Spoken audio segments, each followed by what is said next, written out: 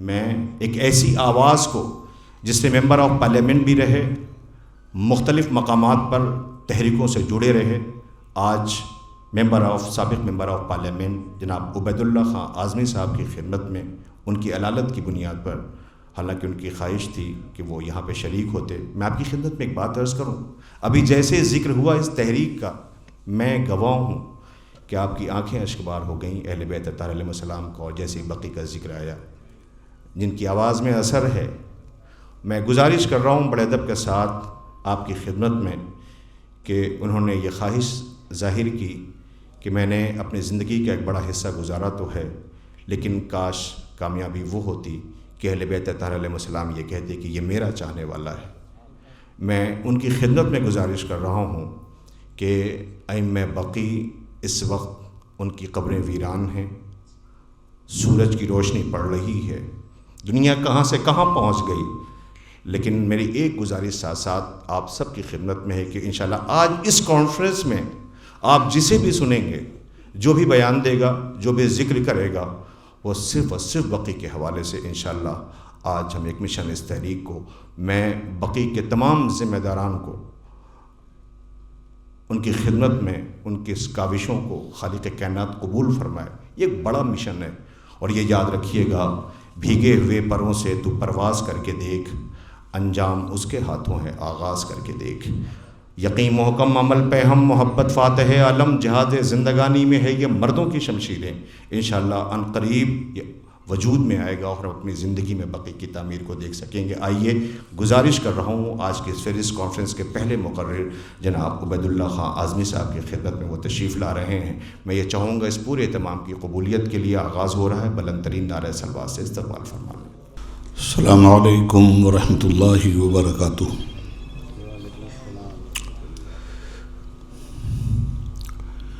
اپنے معافی ضمیر کو ادا کرنے سے پہلے محترم بزرگوں، میں 2 منٹ کے لیے یہ واضح کر دوں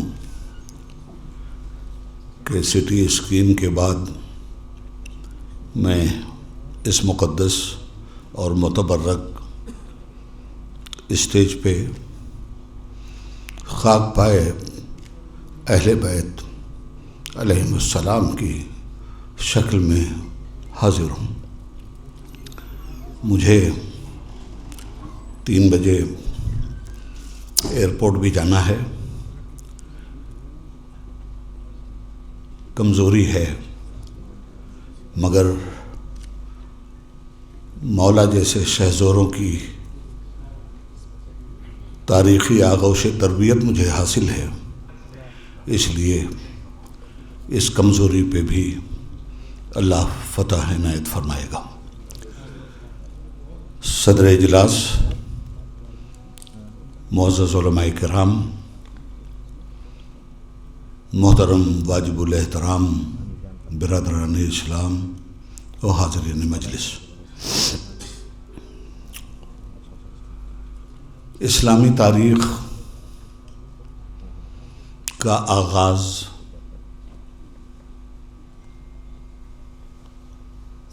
12 فروری 610 عیسوی سے ہوتا ہے. یہ آغاز نہیں ہے بلکہ اختتام کا اعلان ہے. آغاز تو حضرت آدم علیہ السلام کی ذات ہی سے ہوا تھا، تکمیل خاتم النبیین صلی اللہ علیہ وآلہ وسلم پر ہوئی. اس تکمیل کے سلسلے میں جو منشور الہی پیغمبر اسلام علیہ السلام کی وساطت سے ہمیں ملا، اسے قرآن کریم کہتے ہیں. اور ہمارے بھائی ذیشان اعظمی صاحب نے قرآن کریم کی آفاقیت اور عظمت پر ابھی کچھ پہلے آپ حضرات سے داد خراج بھی وصول کیا ہے.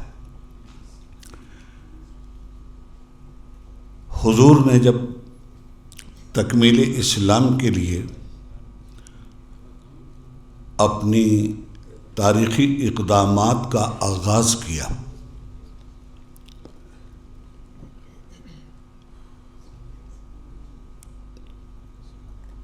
غار حرا سے گھر آئے، ام المومنین جس ذات اطہر و اقدس نے شہزادی جنت کو جنم دیا، ان سے فرمایا کہ کتاب الہی مجھ پہ نازل ہوئی۔ حضور نے منصب نبوت کے ساتھ انسانیت کی تعمیر و ترقی کے لیے اور خشیت ربانی دلوں میں پیدا کرنے کے لیے انسانی سماج کو صالحیت کا جامہ پہنانے کا کام شروع کیا۔ جہاں تک رسول پاک علیہ الصلوۃ والسلام کی بے مثال قربانیاں ہیں، جہاں ہم حضور علیہ الصلوۃ والسلام کو خشت اول مانتے ہیں، وہیں ہم اس سیدہ کو فراموش نہیں کر سکتے جسے پہلی ام المومنین ہونے کا شرف حاصل ہے۔ اسلام کو تناور درخت بنانے کے لیے اور انسانیت دوستی کے مظاہرے کے لیے ام المومنین سیدنا خدیجۃ الکبریٰ صلوات اللہ علیہا نے اپنی دولت کو اسلامی شجر کو سینچنے کے لیے بے دریغ پانی کی طرح بہا دیا۔ تاریخ آگے بڑھتی رہی اور ایسے ایسے دینی سورج اور اسلامی چاند ان کی نسل سے دنیا کے سامنے حصار ظلمت کو توڑنے کے لیے نور سحر بن کر ہویدا ہوتے رہے، جن میں ہم سیدہ فاطمہ صلوات اللہ علیہا کا نام لے کر، امام حسن مجتبیٰ علیہ السلام کا نام لے کر، سید الشہداء امام حسین علیہ السلام کا نام لے کر انسانی تاریخ کے محسنوں کو یاد کرتے ہیں۔ وقت آگے بڑھتا گیا، کفر سے اسلام نبرد آزما ہوتا گیا اور ایک تاریخ دنیا میں انسانیت کے حوالے سے مکمل ہوئی۔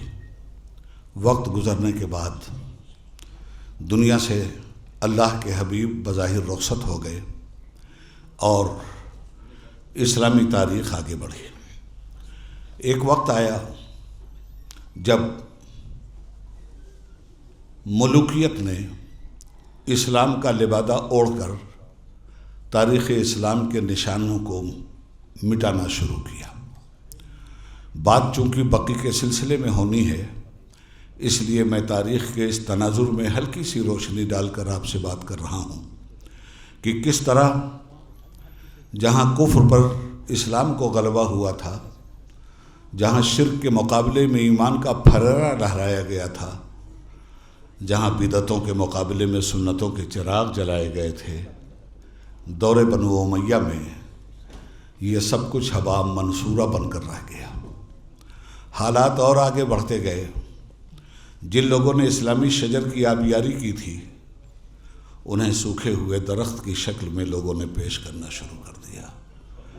تاریخ اسلامی کے حقائق کو بری طرح سے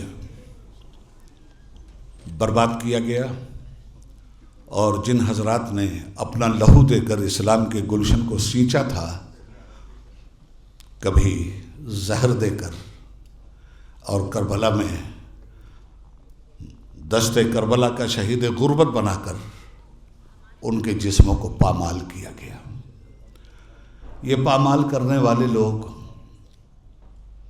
ابا قبا والے تھے، داڑھی ٹوپی والے تھے، کلمے کے دعوے دار تھے، اور انہوں نے کلمہ لا الہ الا اللہ کی بنیاد پر ہی ضرب لگانی شروع کر دی۔ وقت گزرا، مدینے کی سرزمین پر اسلام نے اپنی فتح مندی کے نشان گاڑ دیے اور اکناف عالم میں اسلام کی نعمتیں برکتوں کے ساتھ ظہور پذیر ہوئی۔ اس کے بعد ظلم و ستم کا وہ سلسلہ شروع ہوا کہ تاریخ اسلام کی عبقری شخصیات کو افسانہ بنانے کی کوشش کی گئی، مگر شہید کا لہو زندہ جاوید ہوتا ہے۔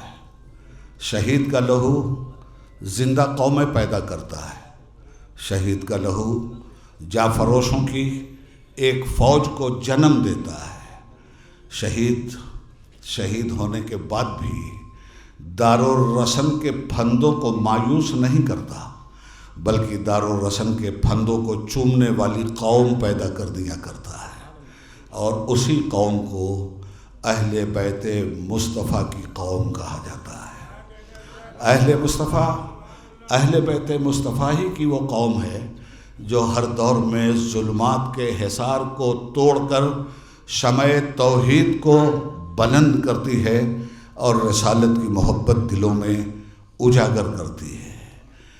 بدقسمتی سے دور گزرتا گیا اور ایک دور آیا 1240 ہجری کا۔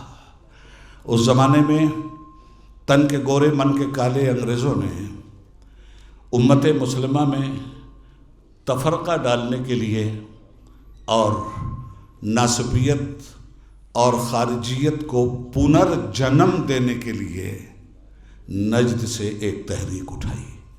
محمد بن عبد الوہاب نجدی کو سرغنہ بنایا، آل سعود کے ہاتھوں میں ظلم و بربریت کی تلواریں دے دی، اور اس کے بعد مدینہ شریف کی سرزمین پر جو مسلمانوں کی اور اہل بیت اطہار سے محبت کرنے والوں کی اور خود اہل بیت اطہار کی عظمتوں کو پامال کرنے والی منحوس نجدی تحریک نے اپنے ظلم و ستم کو ڈھال بنا کر ان مظلوم اور عبقری شخصیتوں کو مجروح کرنے کا کام کیا۔ میں تاریخ کے اس حوالے سے آپ سے کہنا چاہوں گا کہ ان تمام تر امور میں ہم نے یہ دیکھا کہ باقاعدہ فتاوے جاری ہوئے کہ نجدی عقائد کو جو مسلمان تسلیم نہیں کرتا وہ مشرک ہے، اور ان تمام مسلمانوں کا خون ہمارے لیے مباح ہے۔ ان کی عورتوں کو کنیز بنانا اور اپنے گھروں میں اپنی عیاشی کا اڈا بنا لینا ہمارے لیے قابل فخر اور قابل ثواب کارنامہ ہے۔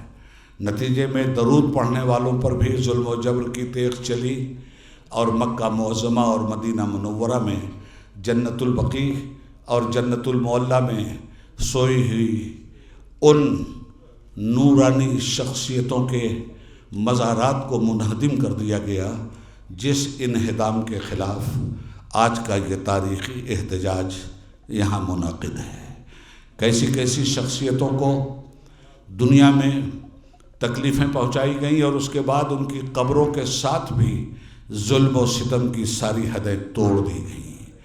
میں آپ سے عرض کروں، خلافت کمیٹی آپ کو یاد ہوگی، ہندوستان سے جب انہدام جنت البقیع ہوا، انہدام جنت المعلیٰ ہوا، اس مبارک تربت کو توڑا گیا جو رسول پاک کی جگر گوشہ تھی، جس کے لیے اہل بیت کے عاشق نے کہا تھا سیدہ فاطمہ طیبہ طاہرہ، لخت جگر نبوت پہ لاکھوں سلام، جس کا آنچل نہ دیکھا مہ و مہر نے، اس ردائے سیادت پہ لاکھوں سلام۔ ایسے لوگوں کے ساتھ جو ظلم و بربریت کا شاخسانہ سامنے آیا، وہ تاریخ مظلومیت کا ایک دردناک باب بن کر کے رہ گیا۔ اور صرف اتنے ہی پہ اکتفا نہیں کیا گیا، سادات کو چن چن کر مارا گیا، اور لوگوں کے دلوں سے عشق محبتی کے نور کو بجھا دینے کے لیے بولہبی اور بوجہلی شرارتوں کی حد کر دی گئی۔ مگر نور خدا ہے، کفر کی حرکت پہ خندہ زن، پھونکوں سے یہ چراغ بجھایا نہ جائے گا۔ اور آج بھی عظمتیں دیکھیے، ابلیس اپنی مجلس شورا میں کہتا ہے کہ وہ فاقہ کش کہ موت سے ڈرتا نہیں ذرا، وہ فاقہ کش کہ موت سے ڈرتا نہیں ذرا، روح محمد اس کے بدن سے نکال دو۔ اس کا مطلب یہ ہوا کہ جب روح محمد ہمارے بدن سے نکل جائے گی تو ہمارا وجود ایک سڑا گلا مٹی کا ڈھیر بن کر کے رہ جائے گا۔ اسی روح محمد کا نام تو فاطمہ ہے، اسی روح محمد کا نام تو علی ہے، اسی روح محمد کا نام تو حسن ہے، اسی روح محمد کا نام تو حسین ہے، اسی روح محمد کا نام تو اہل بیت ہے۔ اور یہ جفاکار، یہ ناپکار، یہ ناہنجار، یہ بد کردار لوگ جنہوں نے کلمے کا لبادہ اوڑھ کر پوری امت مسلمہ کا ستیہ ناش کر دیا، آج پھر ایک مرتبہ یہ مبرہن ہو کر دنیا کے سامنے آ چکے ہیں۔ آج جب اسلام کی عظمت کے لیے جنگ لڑنے کی بات آتی ہے، جب اہل بیت کی کہانیوں کو دہرانے کی بات آتی ہے، جب صحابہ کرام کی سرفروش مجاہدانہ کردار کی بات آتی ہے، تو یہ باتیں آج کے دور میں ہمیں تاریخ بھی ملتی ہیں، مگر تاریخ اپنے آپ کو ہر دور میں دہراتی ہے۔ ہم تو کتابوں میں پڑھتے ہیں، دنیا اسلام کو افسانہ بنانے کے لیے آج وہاں تک پہنچ گئی ہے کہ یہ سب قصے جھوٹے ہیں، کہیں مسلمانوں نے دریا عبور نہیں کیا، کہیں مسلمانوں نے کم جماعت میں رہ کر عظیم جماعتوں کو شکست سے دوچار نہیں کیا، مگر کم من فئۃ قلیلۃ غلبت فئۃ کثیرۃ بإذن اللہ۔ اللہ تعالیٰ اہل حق کی اگر قلیل جماعت بھی ہوتی ہے تو کثیر جماعت پر فتح یابی عطا فرماتا ہے۔ اسلام کی اس تاریخی اور فتح یاب تاریخ کی نشت ثانیہ کرنے کے لیے اس دور میں لوگ شیعہ سنی کی بات کرتے ہیں۔ میں پوچھتا ہوں، غزہ میں سنی ہیں یا نہیں؟ فلسطین میں سنی ہیں یا نہیں؟ اور ان سنیوں کی لڑائی کون لڑ رہا ہے؟ کیا یہ MBMS لڑ رہا ہے؟ کیا یہ نجدی لڑ رہے ہیں؟ کیا یہ نجدی فکر کے لوگ لڑ رہے ہیں؟ ان کی لڑائی آج وہی لوگ لڑ رہے ہیں جن کے دلوں میں عظمت اہل بیت راسخ ہے، اور عظمت اہل بیت کی یہ متبرک اس کے فیوز و برکات ہیں کہ آج کے دور کے یزید کو جس طرح سے منہ کی کھانی پڑ رہی ہے، ہماری تاریخ نے ایک مرتبہ پھر اپنے آپ کو دہرا کر اہل بیت مصطفیٰ صلی اللہ علیہ وآلہ وسلم سے عشق کا اظہار اعلان کرنے والوں کا سر فخر سے بلند کر دیا ہے۔ تو وہ تاریخی مناظر، میں وہاں نہیں جانا چاہتا، میں 2-5 منٹ اور آپ کا لوں گا کہ جب جنت البقیع کو تہس نہس کیا گیا، جنت المعلیٰ کو، تو لوگوں کے تاثرات کیا آئے؟ ہندوستان سے مولانا سید سلیمان ندوی، ہندوستان سے جسٹس شعیب احمد، ہندوستان سے مولانا ظفر علی خان ایڈیٹر زمیندار لاہور، اس لیے کہ وہ مشترکہ ہندوستان تھا، پاکستان تھا ہی نہیں۔ اس طرح سے ایک ڈیلیگیشن وہاں پہنچا آل سعود کے پاس، اور اس نے کہا کہ یہ ظلم دنیا کے مسلمانوں کو گوارا نہیں ہے، انہدام جنت البقیع کو دوبارہ تعمیر کی منزلوں سے گزارنا ہوگا۔ مگر وہاں تو اتنی خباثت بھری ہوئی تھی کہ اسلام کو تو یرغمال کر لیا گیا تھا، اور اسلام کو یرغمال بنو امیہ نے طاقت اور اقتدار کو حاصل کرتے ہی کر لیا تھا، بنو عباس نے بھی اسلام کو یرغمال کیا، مگر ہر دور میں مجاہدین پیدا ہوتے رہے جو اسلام پر ظلمت شب کا سایہ نہ پڑنے دیں، اپنے لہو کی قربانی دیتے رہے۔ جنت البقیع میں سونے والی ان مقدس شخصیات کو سلام جن کے بارے میں، اور جنت المعلیٰ میں جن کے لیے مولانا ایڈیٹر زمیندار لاہور ظفر علی خان نے لکھا کہ ابن سعود کیا ہے، آل سعود کیا ہے، فقط ایک حرم فروش۔ آل سعود کیا ہے؟ فقط ایک حرم فروش، برطانیہ کی زلف گرہ گیر کا اسیر، اسلامیوں پہ اس نے برسوائیں گولیاں، پھر کیوں نہ کشتنی ہو زمیندار کا مدیر۔ جماعت اسلامی کے زبردست تعلیم جناب مولانا ماہر القادری صاحب کہ آپ حج ڈائری کا مطالعہ فرمائیں۔ وہ لکھتے ہیں کہ جس وقت میں جنت المعلیٰ میں حاضر ہوا اور میں نے ام المومنین کے مقدس مزار پر حاضری دی، سیدنا خدیجۃ الکبریٰ صلوات اللہ علیہا کے مزار پر، تو میرے رونگٹے کھڑے ہو گئے۔ اونٹوں کی مینگنیاں میں نے وہاں دیکھی، بکریوں کی مینگنیاں میں نے وہاں دیکھی۔ میں نے کہا یا اللہ، یہ کیا ظلم ہے! ہندوستان جیسے ملک میں بدعمل سے بدعمل مسلمان بھی مسلمانوں کے قبرستان کو صاف ستھرا رکھتا ہے اور ان کی بے حرمتی نہیں ہونے دیتا، مگر یہ کیسے لوگ ہیں؟ تو انہوں نے لکھا کہ شرم کروں، فغاں کروں، या मुँह छुपाऊं।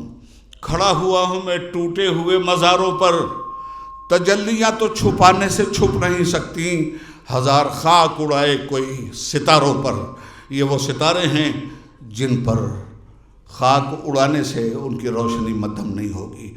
इस जुल्म के ख़िलाफ़ मैं काबिल फ़ख्र और काबिल मुबारकबाद समझता हूँ मोमिनीन की उस रूह को और जिस्म में बहते हुए उस खून को जो एहतजाज के तौर पर आज जन्नतुल बकी की दोबारा तामीर के सिलसिले में यहाँ इस मजलिस को मुनक़िद किए हुए है। और इस मस्जिद के हवाले से हम ये पैगाम देना चाहते हैं कि उस वक्त तक हम खामोशी से नहीं बैठेंगे, उस वक्त तक हमारी ये तहरीक चलती रहेगी जब तक हमारे सरकारों और हमारे बुज़ुर्गों के मज़ारात को दोबारा तामीर नहीं किया जाता। उनके हुकूक तो अल्लाह की बारगाह में महफूज हैं, मगर उम्मत के ऊपर भी ये फ़र्ज़ है और उम्मत का भी ये हक़ है कि वो अपने मोहसिनों को फरामोश न करे और अपने मोहसिनों की याद को ताज़ा करने के लिए, उनकी तारीख़ को ज़िंदा रखने के लिए कब्रें तो तोड़ दी गईं, उन मज़ारात को मुनहदिम कर दिया गया जिनसे नूर की शुआएँ आज भी निकल कर ईमान के दिल को मजबूत तरीन बनाती हैं। मगर आज वही गवर्नमेंट, वही हुकूमत, वही अक़ीदा बातिला जो इन तमाम तर चीज़ों को शिर्क व बिदअत कहता है, आज शराब वहाँ मौजूद है, ज़नाकारी वहाँ मौजूद है, सिनेमा हॉल वहाँ मौजूद है। इसके बावजूद ये मुसलमान हैं, इसके बावजूद ये इताअत करने वाले हैं, इसके बावजूद ये अक़ीदे तौहीद के हामिल हैं। मैं कहता हूँ अक़ीदे तौहीद अगर ऐसा ही है तो तुम इब्लीस के पैरों तो हो सकते हो, ख़ातिमुन नबिय्यीन के पैरों हरगिज़ नहीं हो सकते। इसलिए आज के इस एहतजाजी इजलास में एक अहले बैत का मरीज़ उबैदुल्लाह आज़मी, जो जिस्मानी तौर पर तो काफ़ी मरीज़ है मगर रूहानी तौर पर नुस्ख़े शफ़ा उन्हीं क़ब्रों से हासिल कर रहा है जिन क़ब्रों में सोए हुए लोग जिस्म को हयात देने के लिए नहीं आए थे दुनिया में, हयात को, रूह को हयात देने के लिए आए थे, तहज़ीब को हयात देने के लिए आए थे, अक़ीदे को हयात देने के लिए आए थे, आमाल सालिहा को हयात देने के लिए आए थे, इख़लाक़ी महासिन को हयात देने के लिए आए थे। आज उन तमाम अरवाह तय्यबात को और अहले बैत मुस्तफ़ा अलैहि तहिय्यतु वस्सलाम को उनके पैर की, उनकी जूतियों की खाक उबैदुल्लाह आज़मी अपना नजराना अक़ीदत व मोहब्बत पेश करते हुए कोशिश अपनी ज़िंदगी भर जान लड़ाने के लिए मैं हर उस तहरीक के साथ खड़े होने का वादा करता हूँ जो तहरीक अहले बैत मुस्तफ़ा की अज़मतों को उजागर करने के लिए, खून पसीना बहाने के लिए तैयार हो। मैं बकी के इस प्रोग्राम के तमामी मुहिब्बीन को खिराज मोहब्बत पेश करता हूँ। ये सिलसिला चलता रहेगा और इंशाअल्लाह फ़तह हमारी होगी। अस्सलामु अलैकुम।